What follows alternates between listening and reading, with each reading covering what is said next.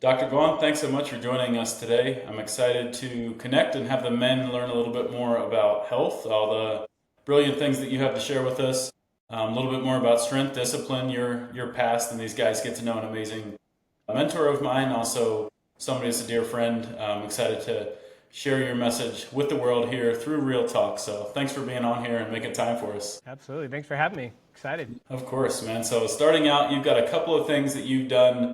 Quick intro to the guys so that they can have a little bit of your background. But you've had two pretty big missions in your life already. Still young, still doing a lot of really cool things. But the Marines and chiropractor. So education, healing. I know that we've got speaker, business owner. You've been involved in the supplement world for quite some time now, author. So the military and chiropractic are pretty different. So tell us a little bit about your background and kind of what drew you to each. Yeah. So I was my early 20s. I joined the Marine Corps.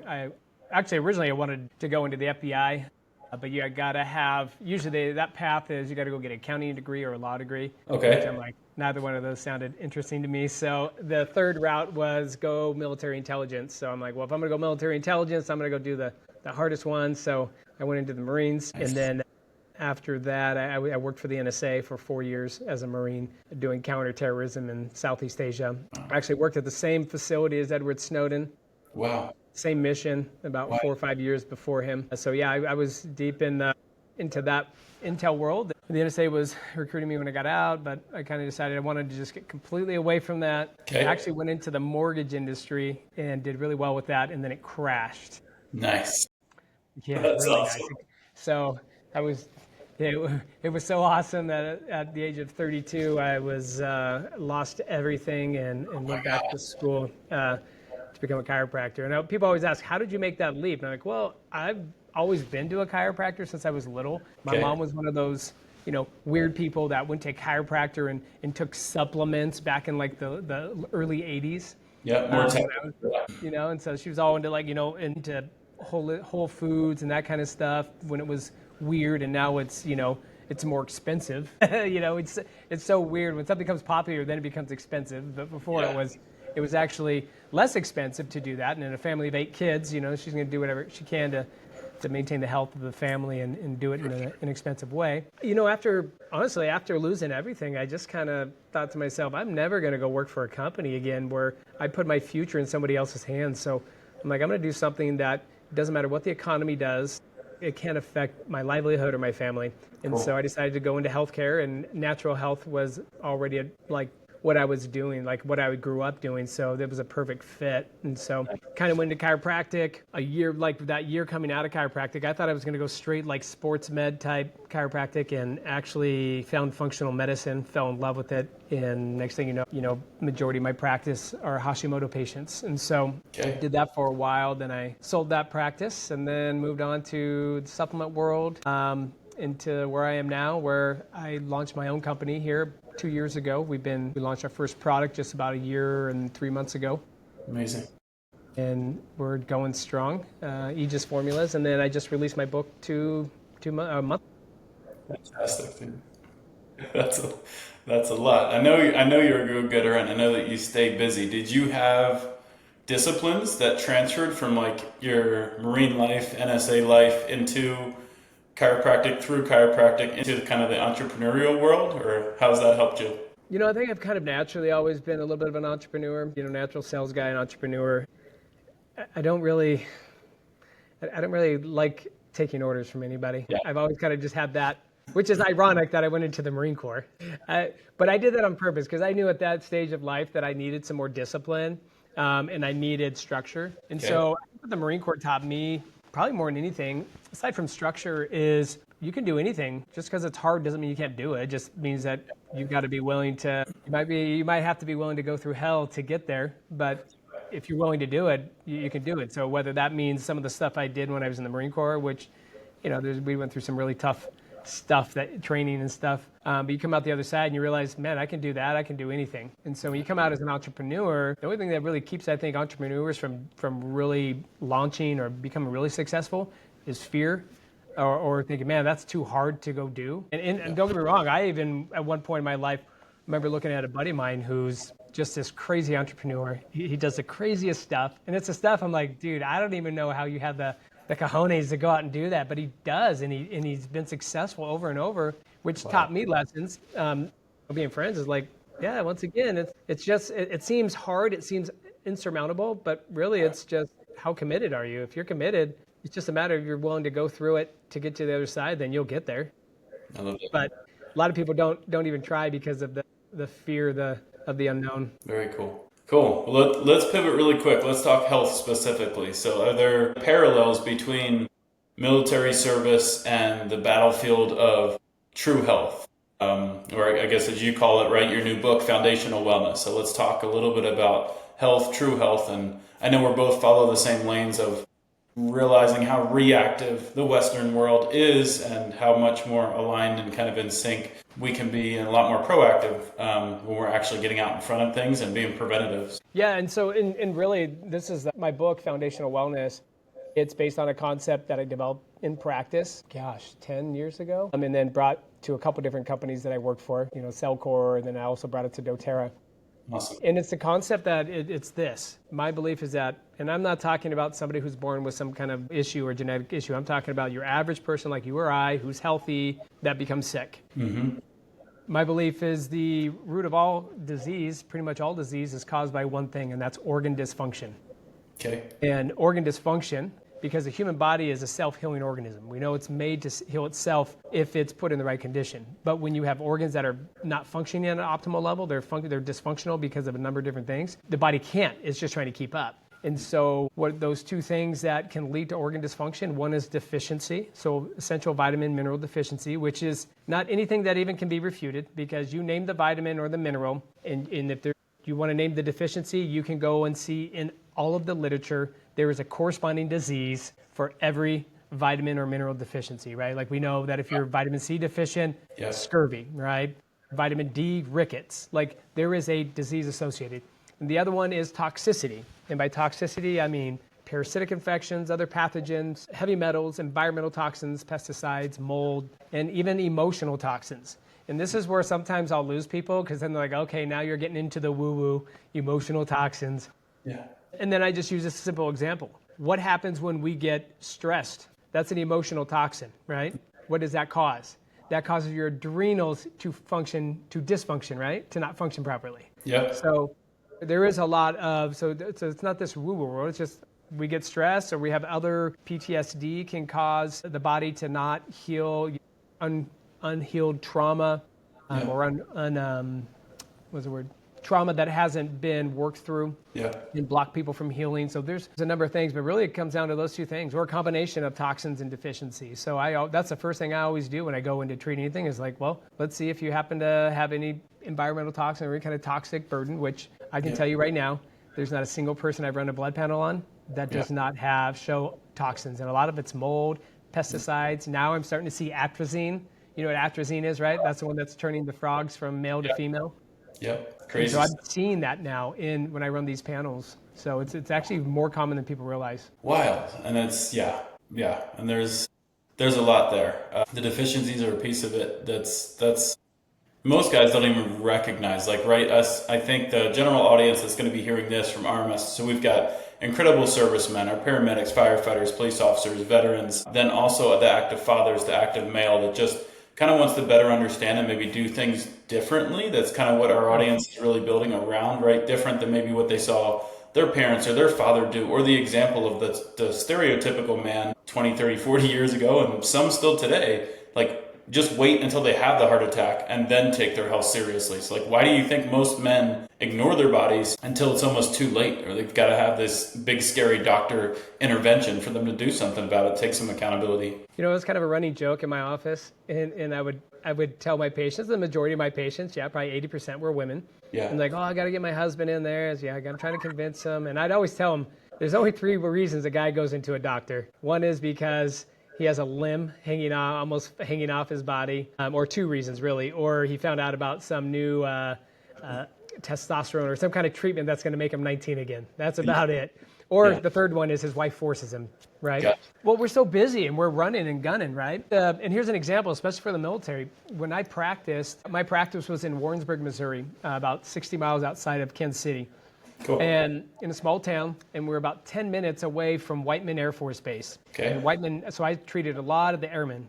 I also, at Whiteman, you have all of the B-2 bombers, the stealth bombers. Okay. Every single one of them is stationed there in the middle of nowhere, Missouri. Wow. So I treated, like, for example, the only female stealth bomber pilot, and I treated some other stealth bomber pilots, but I treated a lot of drone pilots. And so you have, I believe it's Nellis out there outside of Vegas, and in Warrensburg are two big spots where drone pilots sit for 10 hours, and they're controlling these drones over in the Middle East. Wow. And I would get guys coming in, and from my background, especially in Intel, I understand what they're doing. And I would always have major talks. So I'd have talks with these guys because they're military guys, right? And military guys, even more so, you can get first responders, military guys. Yeah. They're a little more like these tough guys, they don't want to admit anything is wrong. But I'd have conversations, and I'd say, hey, listen, man, I know what you see. I know that it's different than a bomber where they have a target and they shoot something. You're looking through a camera, you're shooting off a bomb, and then you see what happens after, and you see the innocent people that you just killed. And there's a lot of mental health that go along with that. But I also know and understand when it comes to when you have a clearance that if you go in to see mental health, they immediately suspend your clearance. So what does it do? It really promotes these guys to not go seek help. Yikes. Because they don't want to get their clearance pulled. You get your clearance pulled. Now that's not a great thing on your record book for promotion. And some people look at you as a shitbag. And sorry for the term, but that's a military term. Everybody knows that. You're a shitbird. And so I would tell them, do not, I know you're a tough dude. I know you're a military dude. I've been there, done that. I also know there's a deterrent to go see mental health or go talk to somebody to talk through your feelings and your thoughts because there's some pretty heavy things, right? Sure. I said, go off base, pay cash. It's no record of it, but go get help, and it's important because we're the last ones, man. We don't seek the help until oftentimes we're really dealing with some major stuff. And unfortunately, that's the worst time because, I have a friend in high school, great family. Her dad was mid-50s. He wasn't old, Changed jobs, life insurance just lapsed, and boom, had a heart attack during that lapse and died. Oh. And now that her mom, who hasn't worked in 25 years because she was raising, I think, 6 or 7 kids, now instantly has to go find a job and figure out how to make money for the family, right? And you're like, what a hard thing to go through. And that's not an abnormal example. That happens all the time, right? Yeah. And that's usually because we wait too long to go get help, right? For sure. So if nothing else, this is what I tell guys. I'm not saying go in to see a doctor every time you have the sniffles, but I like to say go in and get an annual blood panel run. Yeah. At least get an annual blood panel run because here's what guys need to understand. By the time you start showing symptoms of anything, you're 40% into the disease process already. Wow. Okay. But if you go and get an annual blood panel, you'll catch these things. And I know, John, you guys run blood panels. Yep. And review them, and you review them in a much tighter range. You don't review them in this big range that medical doctors look at because that range, if you fall out of this range, you're already diseased, right? And I know you look at them in this functional range, like I do, where if you catch it when it's in the pre-disease. So instead of being diabetic, you find it in the pre-diabetic state. Say, hey, you're pre-diabetic. Yeah. You continue this route, you're going to become diabetic. And you can then go, hey, here's some lifestyle things. Here's some things you can change. And so that's what I highly recommend. If nothing else, guys, go in and get a blood panel once a year and just see. Because if there's things that are kind of off, most of those things you can fix very easily with diet, lifestyle, and supplementation. Yeah. When you catch it really early. Love that. And I love that you're talking toxins and everything too. And we'll drop a little plug in here for the blood work because we do it. It is unique, like right on the REYL supplement site. One of the questions I get a lot is like, why do you guys have blood testing on a supplement site? I'm like, because we actually want you to make an informed decision driven by your own personal data to prove what it is that we're not asking to take our word that the supplements work. We already know that they're quality. We're asking you to listen to your body and what it needs and specifically feed it that, not waste money on unnecessary supplementation. So it's worth that investment. I love that recommendation. And where I have seen quite a bit of blood work through my wife's practice and things that we do, the crazy alarming thing when you're talking about toxins is like how deficient guys are getting, how early, right? So we're seeing men in their 20s with lower testosterone than their father in his 50s. And it should not be that way at all, even close. Like it is, I think, been 3 years and we have yet to see a man in his 20s with more testosterone than his dad in his late 40s, 50s. That's crazy. That's crazy. And I saw a lot of that actually in this was a while ago. This is like 8-9 years ago. Yeah. And I was seeing a lot of that with young airmen that were like 22, 23, 24 with testosterone in the low 200s. Yep. And I'm like, how's that even possible? You should be like 900 to 1,000, 1,100. Like you should be on the high end. This is when, there's a saying in the military, which I won't say here, but you're young, dumb, and some other stuff. Yeah. Military guys don't know the rest of it. But I mean, you should be at the very height of testosterone. Yep. At that time, and it was kind of weird. With them, I think it had something to do with the toxins they were exposed to, because a lot of them worked on the B2, which had top secret paint even, and some other things, which I'm assuming there's got to be toxins involved in that, which are endocrine disruptors. But you look at it now, why are all these young people having those issues? Because you see it a lot with young 20-year-olds that have testosterone under 300 or 400, which is crazy. Well, there's so many things that are endocrine disruptors, things that you put on, lotions, all sorts of different things. Women have it even more because makeup and all that stuff, all sorts of endocrine disruptors. But even some of the stuff we consume have endocrine disruptors in it, and what that means is basically it's going to affect your ability to create hormone the way you're supposed to. And I love your focus on detox, just knowing you personally as well, and the conversations that we've had. Like your focus on detox, we've talked about the plastics, we've talked about the need for these things to have, your body's going to encapsulate it in that fat. So guys are like, why am I hitting this little midsection, getting this pooch in my 30s, 40s, and 50s? Like your body's just kind of protecting yourself from some of those toxins. It doesn't know how to eliminate it unless you start to get things like binders and the right things to relieve and release. Like it's not going to cause more damage on the way out. So it's self-protective as well. Well, I tell everybody, even those that are trying to lose weight, that's one of the first things I tell them. Before you try to go on a weight loss thing, you need a good detox. Yeah. Because your body does do exactly that. When you have toxin build up in your body will wrap that toxin in a fat. Like you said, it's a self-protection mechanism. The downside is then you're trying to lose weight and it won't get rid of that fat, those fat cells, because it's trying to protect your body from those toxins. You want to detox for sure. This is what I recommend. I recommend everybody do an annual blood test and do an annual detox. Even if it's a 30-day detox once a year. Beginning of the year, detox. I personally do a 90-day program is what I do, but you can do something for at least 30 days. Yeah. Everybody can do something for 30 days. Yeah, I love that. No, that's the game right there. That's a great recommendation. I'm thinking about the big gym bros that have lifted forever their whole life, and you just they can't even move their shoulders anymore. Like they're completely forward and completely hunched. Okay, guys, we understand about functional movement. We're talking functional health here. We understand that you're supposed to get a little bit limber and do some yoga and mix it up. If you guys understand that if you only ever do bench press, then you wind up like this from just, you can bench press 300-400 pounds, but how functional is that? You can't hug your wife or you can't scratch your back.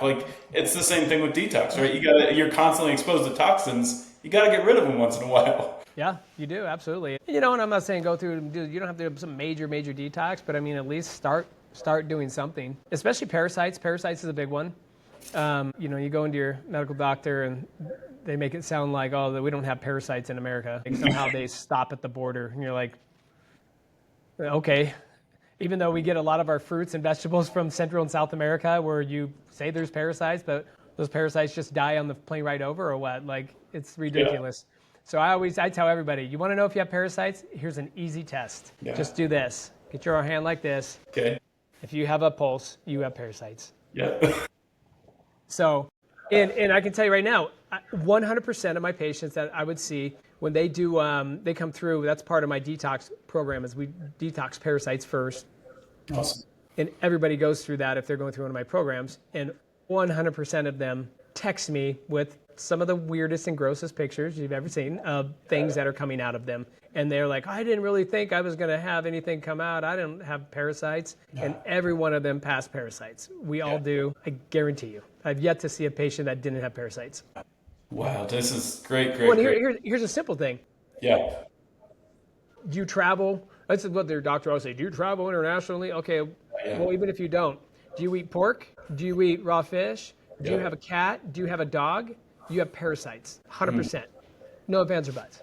Oh, Yeah. by the way, if you have them, so does your spouse. Yeah. So if you go through a detox, of a parasite detox, you and your spouse have to do it at the same time. This is good. This is good. I can see in the future we'll be doing some collaborations on these cool products that you're releasing to support guys in this arena. It makes too much sense. Like it's just, yeah, we're our lane is like really getting guys boosted in the levels, right? Testosterone, heart protective, metabolic health, but we've got a vitamin D and some other cool stuff, but it's going to be exciting to leverage great formulations like what you're creating with your company. So needed, so beneficial. Well, here's the thing, though. You talk about, boosting your testosterone and those kind of things. Well, where's the majority, a lot of your hormones, where are they stored and made?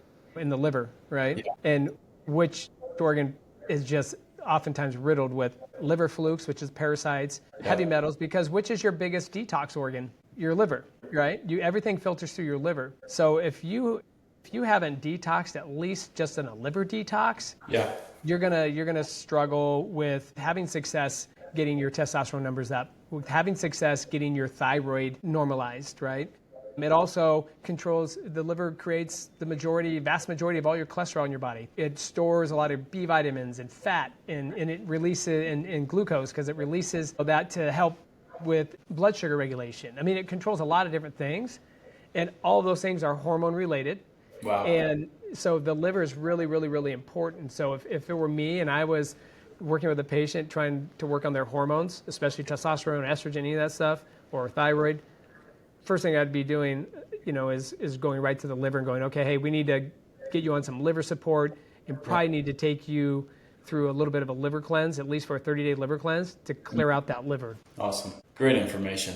I was surprised. Unique thing, we'll share a little personal data here. One of the first time a few years back, I started running blood work, and I was blown away at my numbers. Okay, the testosterone was low. There's a couple of things that I was kind of alarmed about that I was able to correct, like you're saying, pretty quickly. 300 to just under 800 in 4 months with the right supplements and some different things. So that told me that my body was functioning pretty well. But some of the markers on my blood work showed that I had the early stages of, or kind of right, some of those pre-markers for NAFL, like non-alcohol fatty liver disease. And I'm like, I've never, not even socially, like never drank in my entire life. So right, when you have a something like that with the word alcohol in it, like I was kind of taken aback for a minute. Like, this is crazy. Genuinely healthy, played sports my whole life. Like, I've got a few pounds here and there, but like fluctuate throughout the year. But like, can move well, no major injuries, never broken a bone. Like, thought I was doing okay. And like that one hit me pretty hard. But it's exactly what you're saying. It was the liver, and I'm like, there's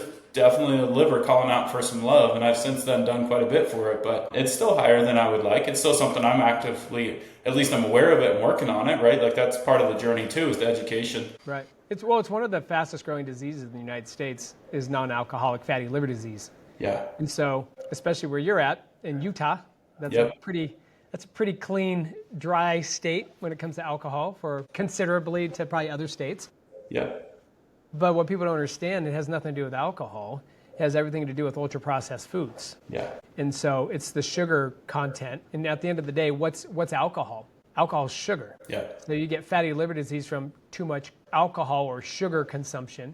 Well, now you're getting non-alcoholic fatty liver disease from too much just sugar consumption from all the ultra-processed foods. Because anything that is, chip, anything coming out of a bag is just carbs, and carbs are just sugars. And that's one of the fastest growing. And we're starting to see that in kids. Wow. In kids, non-alcoholic fatty liver disease in children, prepubescent children, which is insane. It all comes back to diet. It is. That's good. That's good. That's a lot of good nuggets there. Hopefully guys will pause, repeat, and keep listening to some of that on the health perspective. With the success that you've had in some different disciplines and the path that you've taken, sold your chiropractic business, been involved in some other successful ventures in the supplement world, and what you're doing now, like, how do you define success as a man in this chapter of your life? I'd love to hear.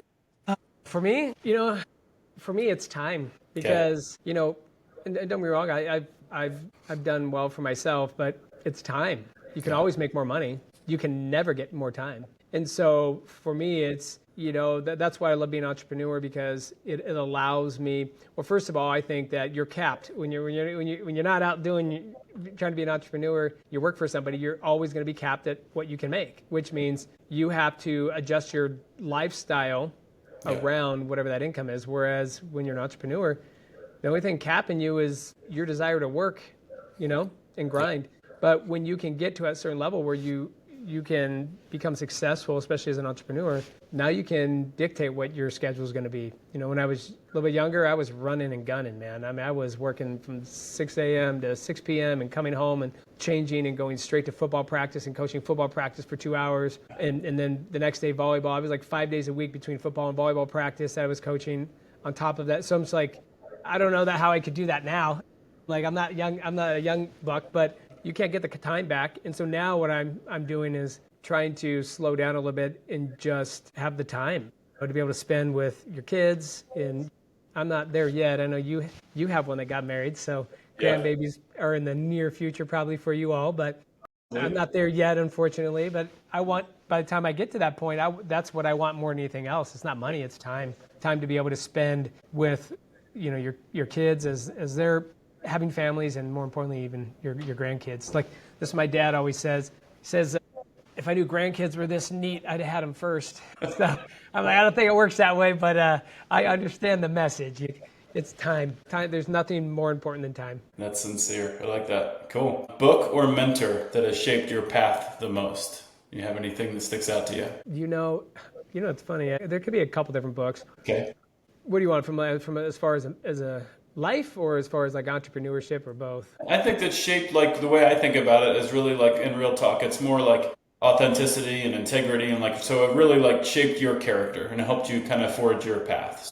Yeah, more from I'd say let me just throw two books. So one book, which I'm a doctor now, but I was not a very good high school student. As a matter of fact, if you checked in with my people I went to high school with, they'd probably be shocked to know that I'm a doctor. They're like, that guy never went to school. He spent too much time surfing.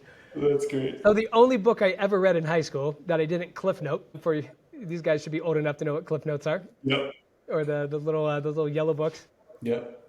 Was Siddhartha by Hermann Hesse, which Siddhartha was the name of Buddha before he became the Buddha, right? And so it just kind of went through his life and how he came from a very rich, family in the very classist system, to going through his journey and which shaped his character. And then as far as I would just say, as far as like a business book, probably the first one I read that had just lit me up and just thought, just the light bulbs clicked on, was Cash Flow Quadrant by Robert Kiyosaki.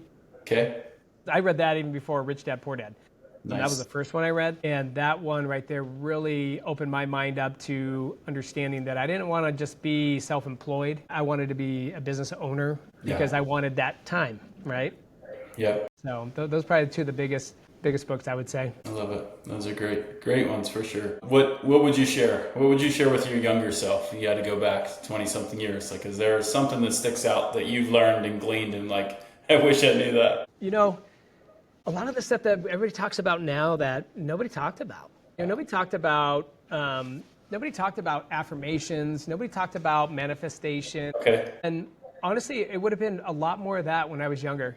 You have to keep telling yourself that this is what you're going to do, this is what you're going to do, and manifest it. And I had an experience that actually where manifestation came to light and I forgot all about it, right?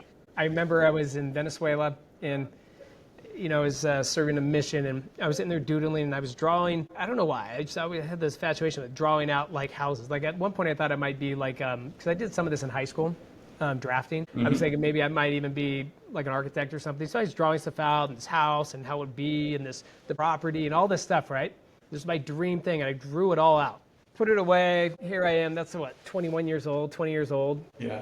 And one of the things in there I remember putting is like, I'm gonna own my home and be debt free, like completely by, I think it was like by the age of 45 or something like that, right? I have not remembered that or thought about that in 20 some years. I'm almost 50. And I remember before I turned 45, after helping a company exit to private equity, we paid cash for a house, debt free. And when we were driving it, and here's the crazy thing, we were with my daughter in California at a softball tournament. Okay. And we bought this house sight unseen. Wow. My wife saw it online, and I just sent my brother to go look at it, and we bought it sight unseen. So we came to look at it for the first time, and we're driving down this long driveway, and all of a sudden, it all came back to me. I was like, holy freaking crap, dude. I drew this shit out 20 years ago, 20-some years ago. The long driveway, the whole thing. Everything. and totally forgot about it. And that's when it like really hit me. I'm like, oh my gosh, I manifested this crap when I was like 21, and here I am. Like, and by the way, this all happened like a month and like 10 days, a month and 11 days before I turned 45. Wow.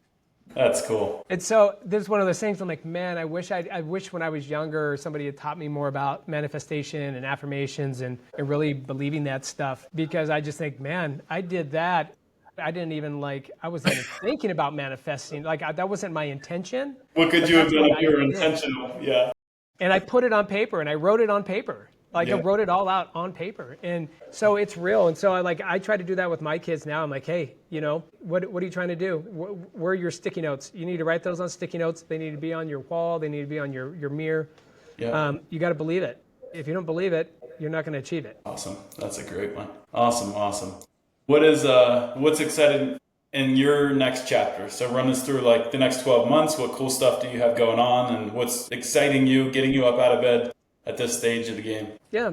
So I developed this concept called foundational medicine. I kind of changed or retermed it foundational wellness to make it more direct to consumer, as opposed before I was teaching doctors the concept, and now I'm teaching the general public. Awesome. So that's my book, is Foundational Wellness. Just kind of going out, educating people on this concept. It's really educating people on how to take control of their own health. Matter of fact, the book itself, right on there, says, getting the simple system that ends doctor dependency forever. Nice. You shouldn't have to feel like you have to run to a doctor for every little thing.